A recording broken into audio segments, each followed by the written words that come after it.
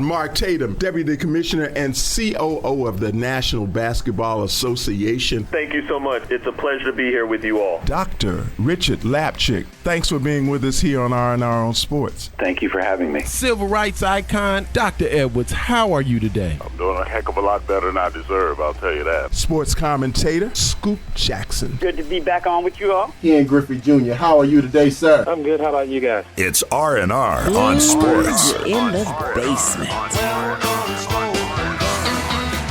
you came up with Hello and welcome to R&R on Sports. I'm Howard in the basement. And I am the fantastic one, Larry Robinson. What's up, Hey man, how are you? Doing, man? I'm good, thank you. How are you? Man, I'm wonderful, brother. Sitting here eating peanut butter crackers. On a Saturday morning? Uh-huh. Oh, man, Lance. that's nasty, These are man. good. See, listen, you got to have Dip them my in night- coffee. Dip them in coffee, man. It's good. Oh, I bet it is. Yeah, there's Especially that salt with that- and with thing. that Yeah, Bailey's it's gooey. cream, with that Irish cream. Mhm. Oh, Good. man. Good boy, eating. that hit that coffee just Have you right. seen that commercial about, I think it's a Jif commercial with Ludacris? Yes, I saw With it a one time, mouthful but of it's peanut really butter good. trying to do yeah. his flow. Yeah, he's tight though. Somebody- man. He's such an amazing. Said, that flow lyricist, is man. good. Yeah. I love great commercials. I Oh, love man. memorable commercials. You been watching any sports? Oh, of course, of course. What Always stood out to you? What watching stood out to sports. you? Well, I'm enjoying football. There's some Man. really good games on. And if you're watching it again, you know. I know, man, and I'm serious. It's like my love for football has like woken up. Mm. It's been totally It's wakened. woke. It's woke. Yeah. I mean, it's been interesting to see the level of skill, man. I mean, Absolutely. watching the Bucks and then watching how LA Rams just put it on them. And then you're looking at what's happening with Kansas City Mhm. and Patrick Mahomes looking real normal. You know, he don't look Very- superhuman Very right now. average. And very then average. Jameis Winston, he 1 minute he's the old Jameis, next minute he comes back, he looks like the old Tom Brady. Then the next week he looked like somebody who just barely made it into the league. Has what's your boy's name? Lamar Jackson. He figured out who he is yet? Lamar is playing all over the place, but he looks good. And I think that's my team to win it this year. Seriously, that's my team to win it is Baltimore. Really? Yeah, Ravens? Baltimore. I think they're gonna figure it out this year. Oh. Somebody I've been really impressed with is Deshaun Jackson, man. For him to Mhm. be out the game and then come back and Mhm. play so strong like he Mhm. has. I mean, man, but I tell you, the Rams are looking pretty amazing. They are looking good. They And are the looking Chargers- good. Chargers looking good too. Everything out of Chargers LA is looking looking Chargers looking right strong. nice. Tampa. What do you think about Tampa? The Bucks. You know, they brought on Richard Sherman, bringing on Richard Sherman. Mhm. I think they need help. They couldn't stop nobody. They couldn't stop anybody in LA. They could not stop any. I mean, literally, it was like they were scoring at will. Right. And the Bucks, for them to have so much money invested. I mean, you got Ndamukong Suh and a few others over there, but the Bucks also had some, COVID issues. But they were with, scoring. with They were Antonio, nearly scoring at will as with well. Antonio They were Brown and whatnot. moving the ball immense. No, but man, the amazingly. implosion that's going on in Pittsburgh. Woo. Well, Oh, my Lord. so Ben came back looking horrible. some really good football going on. Baseball. I mean, we're winding our way into the World Series. I think it's going to be a phenomenal series and whatnot. I'm looking. I'm loving where baseball is right now. I think that they have turned the corner in terms of their longevity and existence. Okay, one word. You got one choice. Who's going to win the baseball World Series? Yeah. White Who's gonna Sox. win it? White Sox. You got Mhm. White Sox. Okay. Yeah. Go NFL. What you got? Early predictions. I don't Early know. predictions. Oh, it's very, very early. What you got? Throw something out there. Throw something out there. Okay, I'm gonna be crazy. Kansas City's coming back. Kansas City. Okay, well, I'm They're gonna be gonna find crazy. themselves. I'm gonna be crazy. I said Baltimore, but my dark horse, Cleveland Browns. Oh, they playing good ball. Cleveland Browns. They're playing good ball. They're playing good ball. We've got a lot to talk about, a lot of sports to talk about here on R&R, and we're just getting started, so don't you dare go anywhere. We'll be back for more R&R on Sports right after this. Yo, this your boy Chris Brown. David West of the Golden State Warriors. Hey, this is Dr. J. This is Shaq Adocious. Yo, what's up? This is Ice Cube. And you're listening to a little R&R. R&R on Sports. Riffin' on jazz. Mr. Chuck. Yes, sir. Here we doing, are. man? Oh, man, I'm ready to get some history Back going again. on. We got it. We got This it for is you. it. We've got it for you. Today we're doing 8 eras of jazz. Yes. Riffin' on jazz on the Kazookian Network. Hello and welcome to the Greater Holy Fire Church, where football is a religion. He's the Right Reverend Leroy T. Linebacker. And he's my trusted deacon, Billy Ray Blitz. Today, friends, we're on assignment up here in Massachusetts at the home of Tom Brady. We've been sent here to perform an exorcism to exorcise out that heathen spirit of lying and cheating. Amen. Ring the doorbell, Deacon. I don't believe he's here, Reverend, but the door is unlocked.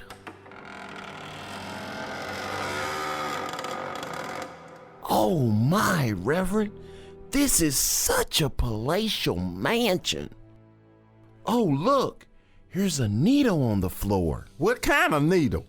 An air needle for a ball. But how we gonna exercise when he's not here? Well, Deacon, I've been doing this a long time. And what we'll do is exercise something close to him, and that works just as well. Grab that pillow off his bed, and we'll use that. Okay, Reverend. Okay, let me hold it here with your hands here. We rebuke the demon of lying and cheating out of Tom Brady. Wow. Lucifer, loose him! Loose him. Beelzebub, back your ass up! Back that thing up. Satan, set your ass down! Sit down now, Loose Satan. him! Loose him! Loose him. Loose him! We rebuke him! Reverend, I'm feeling something, Reverend. Are you?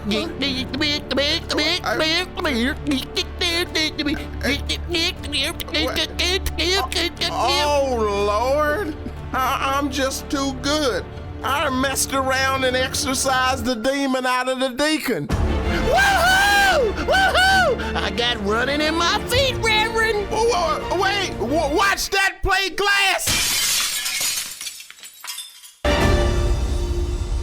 Amen. Blues in the basement. Professor, you came up with this. I love this double dose. We're going to have the Dr. John in the double dose. I don't care if you're young or old. Blues in the Basement. Get together, let the good time roll. Part of the Kazookian Network. Welcome back to R&R. He enjoys doing that. I do, man. I like hitting that falsetto high, man. It He wanted to be a background singer for somebody, and it never worked out. And you can see why. You can hear why. Hey, man, it's Boxing Day. Man, It's Boxing Day. That's what I want to know. Because, I mean, boy, was it Joshua? He just took a beat down from some cat that we ain't never heard of. Boxing has become a sideshow. Listen, the two biggest boxers. Boxing has become wrestling. I'm serious. It's looking pretty sad right now. I'm serious. It's become, and I'm gonna tell you, I think I know why. Okay. I think I know why, because anytime you don't have players, boxers, athletes at the skill level that you need to have them in a particular sport, then you have to resort and rely on show business, on hype, on bringing people, like it's like making people you don't have to make them, people watching a car wreck. I think that, and I think the reason is I don't think there are credible, skilled, capable young boxers in the pipeline like there used to be back in our day. For a number of reasons. One is the coaching situation. See, but you can't just throw hands, and you got to be taught how to box. You got to be taught how to play baseball, for example. You got to be taught how to play. But more so because it's more of a skill sport. Boxing is absolutely a skill sport, and I think I don't think there's a plethora of coaching going on or coaches, and I think that these kids are just coming up and they're just average. And they're street fighters, and then you got MMA. That's where I was mixed going. MMA. And all of that, and it's all getting so in the mix. My take is this: boxing and baseball have the same issue in that they're boring. They're boring. So that's why you How see is boxing boring? Because they spend the whole fight in a lot of cases not really doing nothing but throwing punches, throwing jabs, and it really doesn't get a lot of energy. It doesn't go where it needs to go. And I think when you have it juxtaposed to but MMA, you still got fans. But no, wait a minute, hold on. So you juxtapose it to MMA. MMA, you got feet going, you got elbows going, you got spin kicks, you got jumping across the ring, you got all of this stuff going. And I think today's kids or today's younger people are more engaged in that. With baseball, you may go 7 innings and might not get a hit, may not even get a home run. It's just got that for today's kids. Baseball is just not doing it for them, and I can see that with boxing. When you got boxing, basketball, you ain't gonna go 7 rounds without somebody getting hit. Well, that's true, but I still say, but when you put it opposed to MMA, you just got so much more action. You got it compressed into 3 rounds as opposed to 12 and all of that. So you got some other stuff going on with MMA that makes that more attention grabbing than boxing. Do you think that if now in boxing, if today, hold on, let me throw one more point. That's why you have the 2 most famous boxers right now are the Paul brothers. You got Logan Paul and Jake Paul. They're the 2 most famous boxers because these are YouTubers. These are YouTube influencers. So therefore, you see that the influence that they have on today's youth and today's watchers of sports, obviously. Tell me, I don't know these guys. Where do these guys come from? They came from YouTube. They were YouTube. What are they? Street fighters? No, they ain't. Now they are. Now they boxing. Are they legitimate trained boxers? They're legitimately trained boxers now. They're getting legitimately trained, and they're moving up, and their fights are getting more and more money, more and more people watching because they have a built-in fan base. They had a built-in fan base before they got to boxing. And they're called Logan Paul and Jake Paul. And Jake Paul, absolutely. Where are they from? And the last boxer. Where are they from? I think want to say New Jersey area or somewhere around there. I think no. Where is it? Producer, where are the Paul brothers from? Well, they'll give to us. They're gonna get to us with the Paul brothers, and but so they're straight boxers, not MMA. They straight boxers. They're being trained professionally as boxers, but their fan base. So somebody saw them fighting somebody on YouTube and say they could box. No, they're not YouTube. They were YouTube like these 2 little rich boys just doing some crazy stuff on.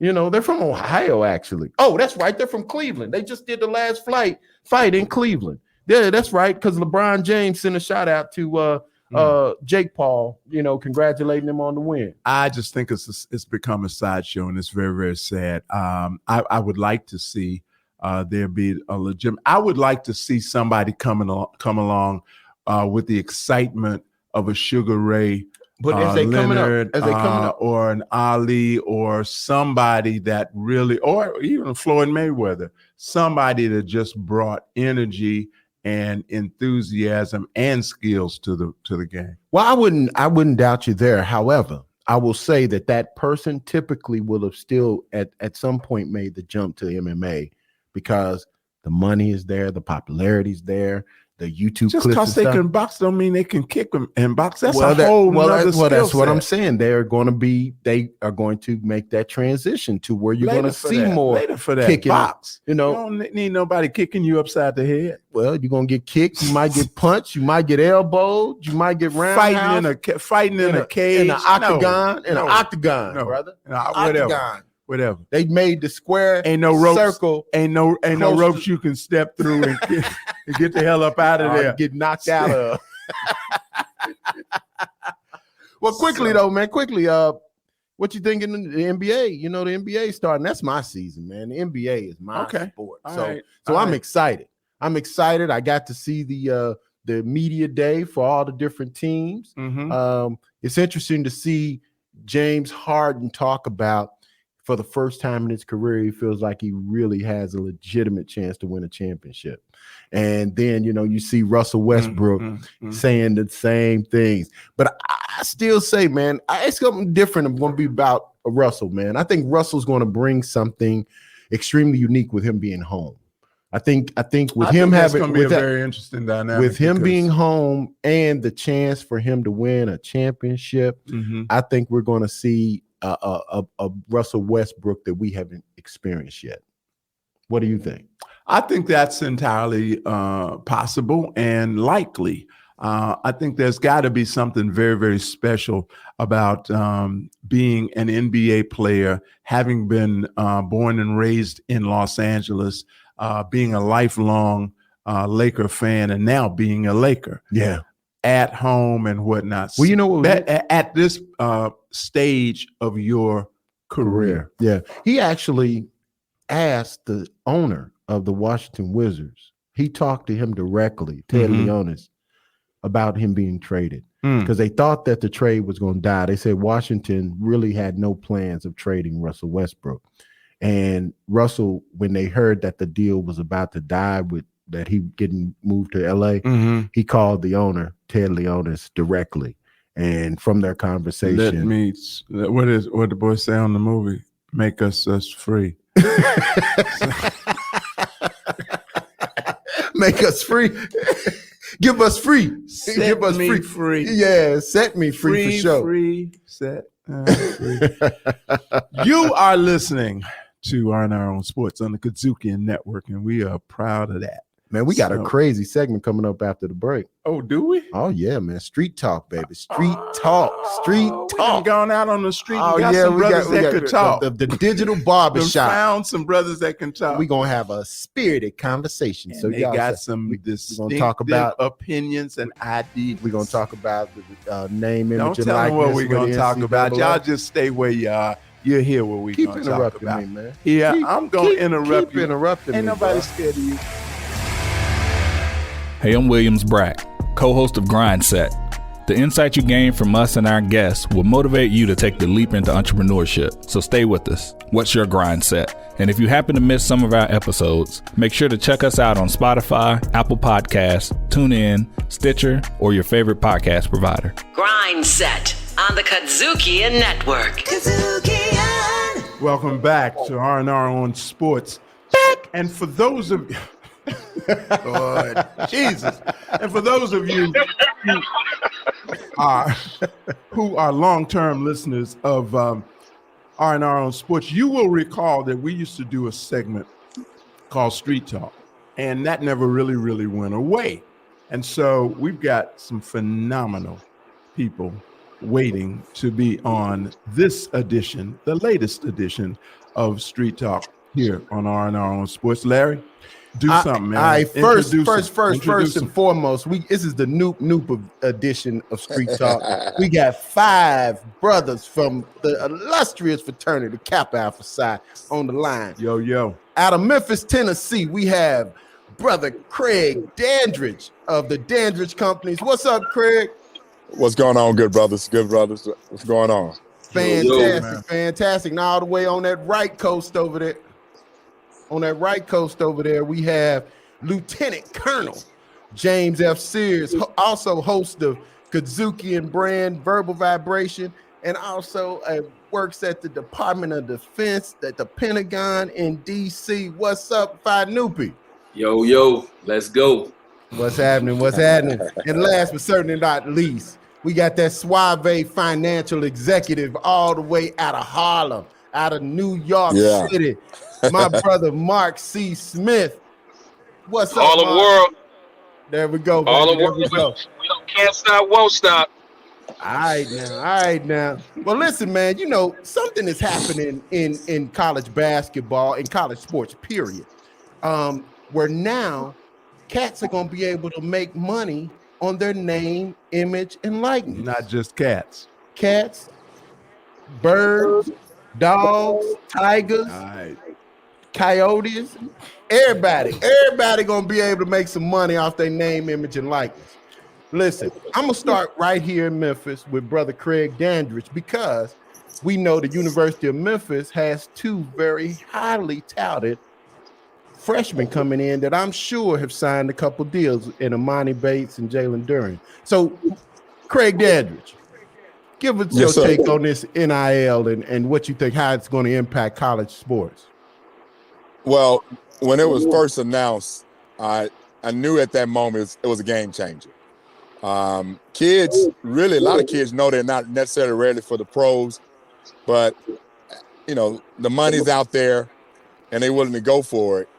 But if you got an opportunity to go to college, you know, make $100,000, $200,000 a year while you developing your game, guys are going to take advantage of that. And I know, having been exposed to at least several top players here in Memphis through my AAU program I'm a part of, they just waiting to take that name, image, and likeness. And it definitely has impacted recruiting for the University of Memphis. So it was a game changer. Well, I guess it wouldn't hurt having one of the biggest brands at Nike, Penny, as your head coach. Absolutely. Mark. Yes, sir. From a financial standpoint, what do you think the impact of the name, image, and likeness ruling will have on college sports going forward? It will not have an impact at all on college sports. I think it will make it even bigger than ever, because what you got now is every major athlete that comes at any one of these schools, male or female, are going to have now the incentive to go out and create a business of themselves right off the rip. All that's going to do is just penetrate more of society. More local stations are going to be covering athletes now more than ever. More businesses are going to be partnering with them. It's going to bring even more notoriety to schools. And I think they're going to make even more money, believe it or not, from all this at the end of the day when we do studies about this 10 years from now. So I'm all for it. This is long overdue. The unfortunate part of it is you're not going to see most athletes benefit from this financially. This is going to be like LeBron James, the Carmelo Anthonys of high school, college basketball. Those, high sought after men and women who are playing the best of their sport are going to get the money, and the rest of the teammates will not. Just like when you see an NBA team, there are one or two headline guys or girls that run their teams, and they make most of the money and they get most of the endorsements, and everybody else no one knows who they are really. If you walk by them on the street, you wouldn't know who they were. So that's really the sad part about this, is because you're going to be able to see people driving Bentleys on college campuses while you have other kids that can't eat. Because I don't know if this is going to actually solve the problem of kids not getting enough support financially when they're in college. And so we need to figure out a way for everyone to be able to participate in this, because being an ex-athlete on a collegiate level, D1 college athlete, that will create animosity in the locker room if someone's driving a Bentley practice and then somebody else, can't afford to go out and buy themselves a beer after the game. So we got to fix that problem, but I think that there is a lot of opportunities, but people have to be aware of the negative consequences that are coming out of all this as well. Fantastic. Brother, Mr. Speaker, give us your take on it. I agree with most of that, but I'm going to tell you, the rich are going to get richer, and college basketball and the fans are going to benefit from this. Okay. Because what you got right now is kids are bolting out of college quicker to get to the NBA because of money. Yep. And this money is going to allow them to stay. One or two kids will stay in college basketball, college sports longer. That's going to enrich college sports, and it's going to be beneficial to the fans. Wow. Well, I'm glad that, correct. Mark, I'm glad that you, in your comments, were more inclusive and included women, because that's what I was trying to get this knucklehead over here to say. I think that, and as I understand from everything that I've read and all the people I've talked to, that this stands to be the most major benefit for female athletes that you may not have heard of, that don't necessarily play basketball. That might be soccer players, might be volleyball players. Yeah, because you got the volleyball twins on the West Coast that just got $1 million deal. Absolutely. That's right. that you typically, under normal circumstances, because of lack of coverage and lack of awareness generally, would not have heard of, but that they stand to benefit more. And let's face it, from the standpoint of marketable products, who are the biggest consumers? Women. Oh, right. No doubt. Women are the biggest consumers. Let me add one more thing before you go, Larry. I grew up in a city where college sports dominated that city. Right. You can be a bench player on certain teams and be a phenom in that city. So I understand, what you're saying about the big players are going to benefit, but I grew up in the city, Louisville, Kentucky, where U of L and UK are big sports. They love all the players on that team, and the fans will pay for the likeness of any of them. That's very true, very true. But let me ask, before we end this segment, let me ask this question. Starting with you, Brother Speaker. What would be the impact on AAU, the younger sports? Because, see, we already have these crazed parents. Do you think this is going to turn that craziness up to another level? Going that way. It was already going that way, and this is what concerns me the most, is because now what a lot of people are not seeing is those AAU sports are you start going to Nike AAU sports, you're locked into Nike schools. Yep. Schools are already owned by Adidas and Nike. Period. So now you're making that even more of an issue. Nike's got to put more money into it and force these kids to their schools, which is a problem. But now, Craig Dandridge, give us your take. Yeah, on the other side of that, having dealt with, again, an AAU program that here in Memphis, man, we were able to do some incredible things. We got some pretty good athletes a part of our organization. Money was already flowing, and Nike was paying money different ways and all what have you. Now this is an opportunity to possibly get this money somewhere where it's not so much underground. Okay. And you can come up to the surface and really talk about sponsoring some kids. And I'm talking about young kids. Now, once you get toward the high school level, it's the money just flowing all over the place. And it's going to be hard to contain it.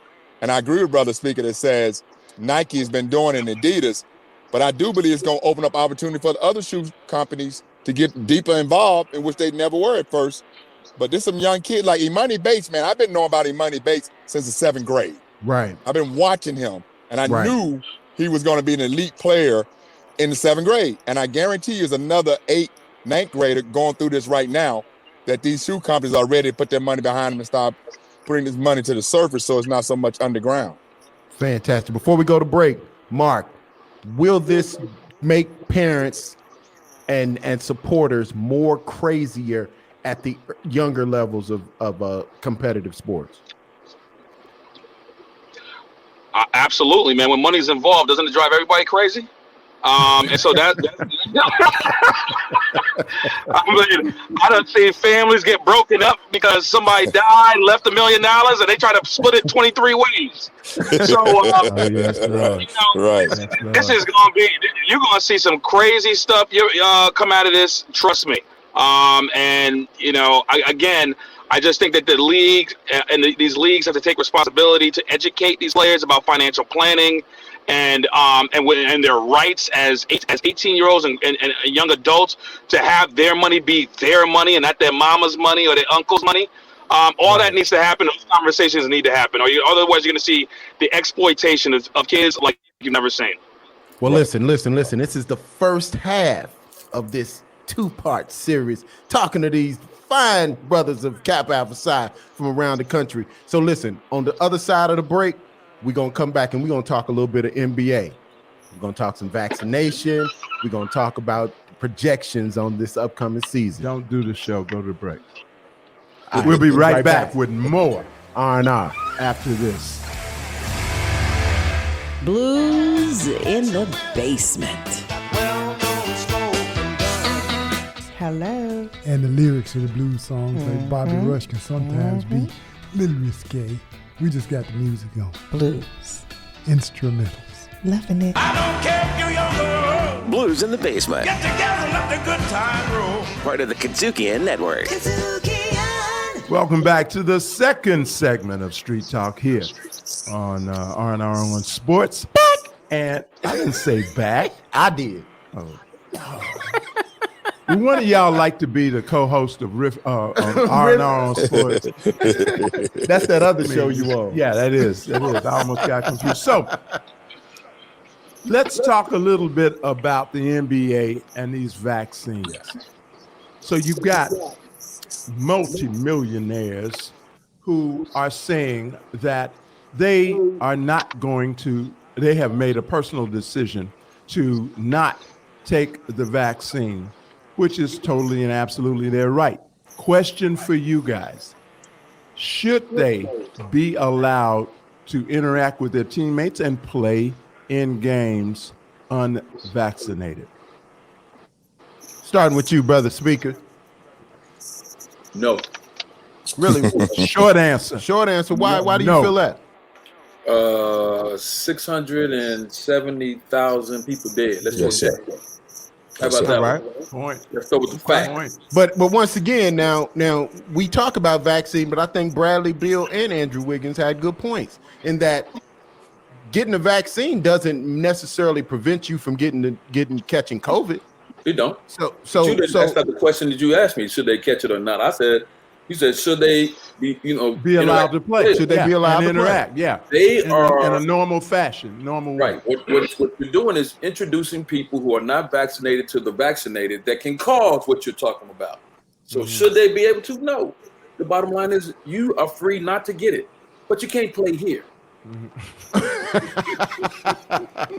Right. All right, brother Right. Smith. Right. What's your thoughts, man? Should they be allowed to play? What should be the NBA Players Association's position on player vaccination? Well, brother speaker is throwing out numbers, so I'm gonna throw out a number.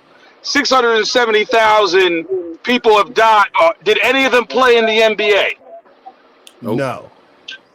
Oh, okay. So the coronavirus is going to somehow escape the court and travel into the rafters and infect the crowd, and that's going to cause another pandemic. Is that what you're trying to tell me? Is that what you're saying, Jim? Absolutely not. I think you're going too far. I'm just saying. I'm not going too far. I'm just saying they're not interacting. Hold on a second. They're not interacting with the crowd, correct? No, they're not interacting with the crowd. Okay. Okay, so where is this transmission taking place between NBA players that are unvaccinated and vaccinated? If there's an outbreak on the court, how is this affecting the fans? Affecting the who? Fans. How's it affecting the fans? I don't think it's affecting the fans. I think it's affecting the players on the court. The Now, other multimillionaires who are on the court are being put in harm's way because of two or three other ones. No. Well, it doesn't prevent you from catching it, and it doesn't prevent you from carrying the virus. So what are you actually preventing from by requiring everybody to get vaccinated that's playing NBA ball? Craig? Well, I'm going to be very simple with this. And to me, we make it complex. We got to stop the spread. And vaccination helps in stopping the spread. And it doesn't make sense to me that anyone wants to work in an environment where you can affect another person, impact their lives, and you won't get in line with that. To me, if you feel that way, then just don't play basketball. I mean, just don't. You're going to impact another person's life, and I just don't think you should have the right to do that. I think they should make the decision that they have. Either get vaccinated or you can't play in the building with everybody else. I don't think it's that complicated. Did you guys hear Kareem Abdul-Jabbar's quote in terms of them? He said that they should be, they should not be able to play, and they should basically be kicked out of the league, released. Yeah, until they decide to get vaccinated. Yeah. Now, brother Howell, he went even further than that. He said that's another drunk syndrome where guys are speaking on issues they don't know, and they're speaking as if they know what they're talking about. Okay, I mean, he really had a very elegant point. Let me rephrase it. Nobody on here would be an athlete right now in high school without your vaccination. Mm-hmm. Right. Oh, okay. Right. Play anything in high school. So why are we arguing about something that we already do? Because somebody what's going on in our pop culture. you have these kids like Kyrie who has gone out and already made judgment on this vaccine. And he has said things in public that he now is finding it hard to backtrack on. Right. But the bottom line is, if he was a high school student going to Louisville Male High School, he would be going to get vaccinated before he got on that field and run among the players. Mm-hmm. Mark Smith, I know that you have very opposing views as it relates to vaccines. Give us some more, because I think I want you to basically. No, I don't have an opposing. I'm fully vaccinated, and from all vaccinations. Now, all vaccines I've gotten, like you said, all of them I got. So let me tell you something. I have a problem when you say my body, my choice for one thing, and it is not the same for another. And so let's just be clear. You should have the right to decide what goes into you. Period. Right. Now, you do. No one's disagreeing with that. No one's disagreeing with that. But what I'm trying to say is, when you're taking away people's ability to eat and sleep and stay in their homes, you are mandating activity that they would rather not do. And I'm saying to you right now, slippery slope, folks. Right now it's the vaccine. Next thing is something else. That's what people are thinking about, is this slippery slope. And so if the vaccines do what they're supposed to be doing, you shouldn't really be affecting someone that's vaccinated if they really work.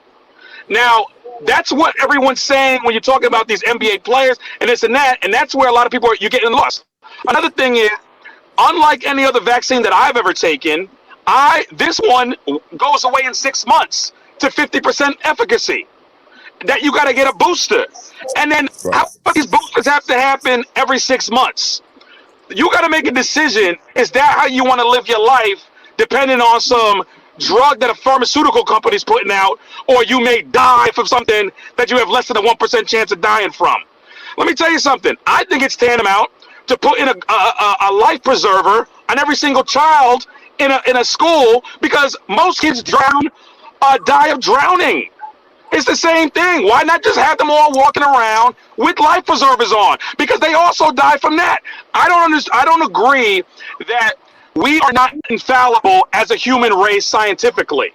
And that is why I am not for, if somebody doesn't want to take it because they want to see how this all works out, that's fine. Because everybody talking about how these vaccines are safe and effective don't see how safe they are effective 5 years from now with 10 different booster shots. There we go. And there's been no study showing what happens with prolonged exposure to booster shots on human cells. But Brother Smith, we understand it was rushed without FDA approval because we was in the midst of a pandemic. We understand that. That's kind of what happened. So since that has happened, we can argue back and forth, but we got to get the virus under control and stop these different variants that's going to keep coming if we don't get the herd immunity. That's just reality. Right. We're not going to vaccinate the planet. So if this is a disease that's airborne, if you believe travel is going to be a thing of the future, where people go from one country to another with vaccination rates in the low 20s, then you are never going to solve this problem. It's a fictitious solution because you're acting like the United States is in a bubble that never will be broken by another country ever again with their vaccination rates. This is something that you're not going to solve with vaccines, especially vaccines that wane in 6 months. Do you see ultimately the NBA getting to a 100% vaccination, or do you see players actually stepping away from the game? Craig? I don't think I do not think a lot of these brothers going to really step away from the game. I think that it's like a fake woke thing to speak out, and I'm not going to do it. I'm not going to do it. But when it comes down to your livelihood, you got to make that decision. I don't think they're going to walk away from the game. Now, if you do that, then I respect you a whole lot more. But to just say I'm not going to get vaccinated, and you know you operate in an environment where you're interacting with other people, to me that just doesn't make sense. And unless you sign your own check, and unless you sign your own check, right. So, Mr. Speaker, you're in the D.C. area. Are they requiring the Pentagon, are they requiring everybody to be vaccinated to get into the building? Yes. You out of here. All right. Now, I would also say to you, you also got to get a vaccine. You also got to get a positive. You got to get a negative COVID test to fly into the United States. I'm just letting you know, from a person who just was in Europe, you're not coming back in here, American or not, vaccinated or not, without a COVID test that says you're not that you're negative on COVID. Even if you're vaccinated. Even if you're vaccinated. Even if you're vaccinated. These rules are stupid. Whoever's making them up needs to get their head examined, because you're not going to prevent people from getting COVID even if they're vaccinated, and you're going to treat them like they weren't vaccinated. What the hell's the point? You're gonna slow the amount of people who are coming into this country with COVID. You slowing the spread. That's it. That's right. That's the point. 20,000 people. 20,000 people just came over the southern border illegally that we just let in. None of them were tested. How is your theory making like that remain? Yeah. Now, the illegals. What you want to do with illegals? Right. Come on, man. That's it, right. Well, one thing is for sure that it seems as though we're going to agree to disagree. Everybody's going to have their own personal feelings when it comes to vaccination. But I'm going to let you close it out, Mark. Do you think the NFL, the NBA will continue if there are players that aren't vaccinated? Will it continue? Will they be able to have a complete seasons? Will they allow players on the court that aren't vaccinated? Do you see that happening? Let me tell you something. If it don't make dollars, it don't make sense, and they don't find a way to make sure that these guys are tested daily, even if they're not vaccinated, and they're going to get this season going, because you can't have the Brooklyn Nets win a championship without Kyrie. Right. And they are right now, in my mind, it's either them or the Lakers. Absolutely. I would agree with you there. So you got a big problem there. You got New York and LA. Point of order. It's the state. Don't forget, this is the state that is mandating this, and it's not the NBA. The NBA is a passenger in this bus. Yo, listen, my man, not to interrupt you, but 60% of the NYPD is vaccinated, 40% are not, and they go to work every goddamn day up until today. So don't pick and choose who you're going to persecute and who you're not. It's either we all getting persecuted or we're not getting persecuted. Because right now what's going on is crazy. If you got power and money, you don't got to do it. But if you don't got power and money, because let me tell you something. Most people in the military live in paycheck to paycheck. You didn't have a choice, my man. These NBA players have a choice. They are millionaires. And if they don't want to take it, the NBA is going to have to figure out a way to make sure that there's a safe playing environment. But that doesn't necessarily mean everyone needs to be vaccinated. And Kathy Hochul will get on board with that if she knows what the hell is going on. Because you can't make people do this. They have money. That's the problem. Well, walk away. Let's see if they walk away. Let's see. Let's see if they really believe what they say. They're not going to walk away, bro, because these teams are not going to mandate that they do it. Yeah, they're not going to walk away. I have to agree with you there. I think they're going to figure it out. Well, listen, man, this has been an amazing Street Talk. And I certainly want each one of you brothers to come back because y'all bring the heat. Y'all bring the heat, man. I got a lot to talk to Brother Smith about, so I look forward to that. Absolutely. But listen, I want to thank the good brother Craig Dandridge, Mr. James, Mr. Speaker Sears, Lieutenant Colonel Sears, and bringing that fire out of New York City, Mark C. Smith. Man, I want to thank you for every one of you guys.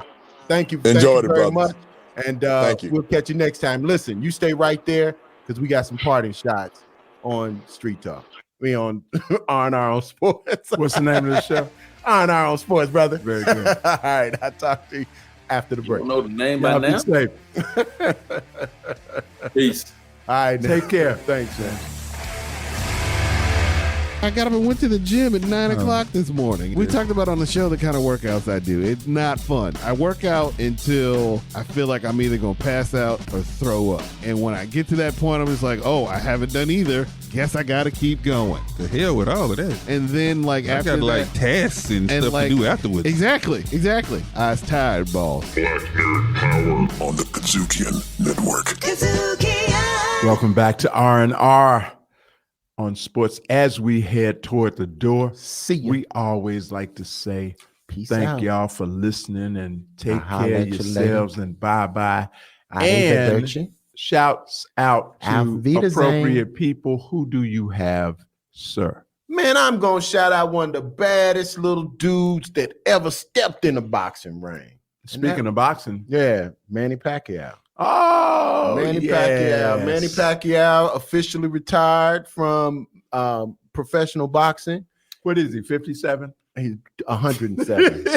Pacquiao might be about 75 years old, man. But no, he's but such a phenomenal humanitarian, a true ambassador for the Philippines. Yeah. And want to say to him and his team, man, kudos on a career. Always did the right thing. Always did the right thing by his country. Mm-hmm. And Dilly loves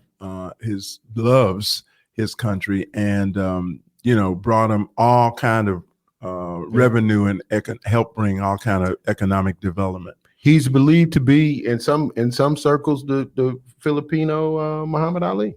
Mm-hmm. Yeah, I mean, he's definitely a humanitarian. Does a lot of charity work. Really, really a unique guy, and one that I think deserves this recognition that we're giving him now. I'd like to shout out the memory of somebody who has been deceased. The tailor of your while. shirt, No, the designer of your no, shirt. They needed to be shot. No, they needed to be it's a shot. good-looking shirt. I wish people could see my shirt. But at any rate, Drew Bundini Brown. Ooh. Who I heard a very, very touching and moving story about Muhammad Ali going to see him during his last days, and how they couldn't talk to each other, but they just Ali talked to him and did the float like a butterfly, sting like a bee. Rumble, young man, rumble.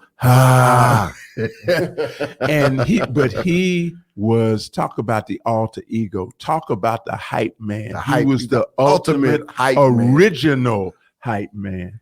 So Drew Bundy. So he's bigger than Jerome from the time. Yeah. Yeah. He bigger than Big MC from MC Hammer. Yeah. Jerome, I don't know. I'm on how much of a hype man Jerome is. Jerome just he just ran around with a mirror.